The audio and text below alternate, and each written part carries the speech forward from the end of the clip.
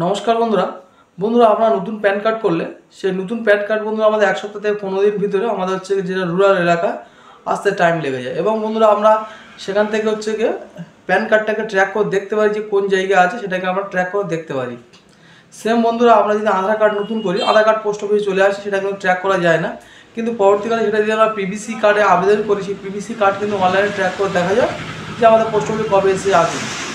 কিন্তু বন্ধুরা এই এখন বন্ধুরা ভোটার কার্ডে যদি আবেদন করি কিংবা সংশোধন করি, সেই ভোটার কার্ড টোটালি পোস্ট অফিসে আসছে না, এরকমই প্রবলেম হয়ে যাচ্ছে। কারণ আমি নিজে একটা হচ্ছে ভোটার কার্ডে আবেদন করেছি, যে ভোটার কার্ড মে মাসে আবেদন করেছি, এখন পর্যন্ত সেই ভোটার কার্ড আন্ডার প্রিন্টিংয়ে পড়ে আছে, ঠিক আছে। কিন্তু ভোটার কার্ড এখনও পর্যন্ত হচ্ছে কি প্রিন্টিং আসে, এখনও পর্যন্ত ডেলিভারি হয়নি। তো বন্ধুরা এরকমই আর কি ভোটার কার্ড পোস্ট অফিসে ডেলিভারি না হওয়া নিয়ে বন্ধুরা নির্বাচন কমিশনের কাছে প্রচুরবার আর কি অভিযোগ জমা পড়েছে। তো সেই অভিযোগের ভিত্তিতে নির্বাচন কমিশনের থেকে বন্ধুরা সাফ জানিয়ে দিয়েছে যে এই ভোটার কার্ড 15 দিনের ভিতরে বন্ধুরা ডেলিভারি দিতে হবে।